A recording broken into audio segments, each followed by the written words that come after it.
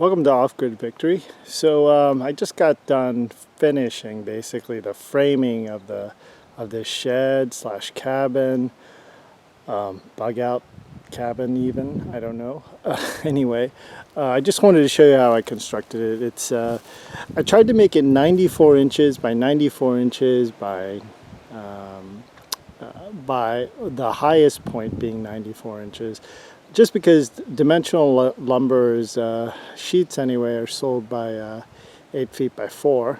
So I wanted to make sure that I just used 2 pieces of siding material or floor material of the 4 by 8 sheets. So the only difference, the only widths that are a little bit wider are the actual lip of the roof.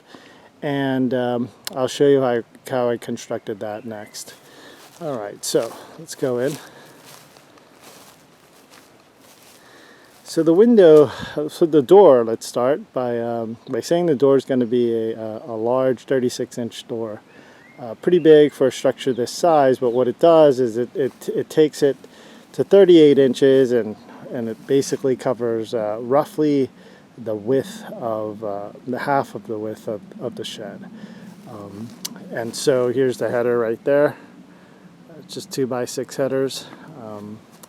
Next, the roof. Now the roof, the reason that it has a support like that is I wanted first of all to span 2 sections to fully be able to screw down both sheets.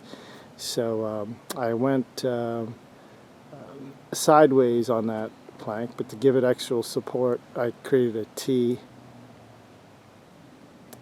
and then we'll walk in here, and then the windows are going to be 36-inch windows.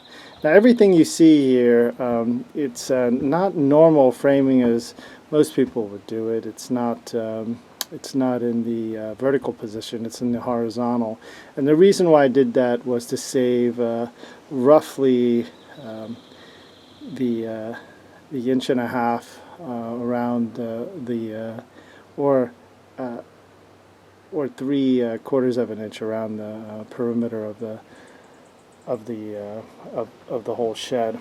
So giving myself a little bit interior room, a little bit more interior room.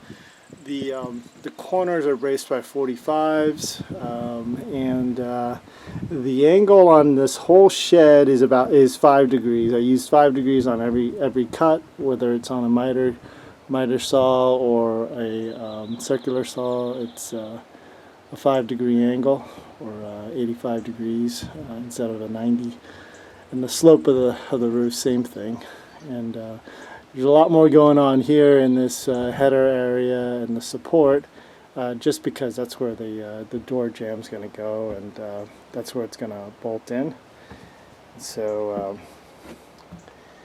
that is basically the framing, and some of the tools that I've used to do this framing: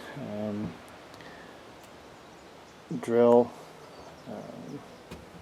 Torx bit driver.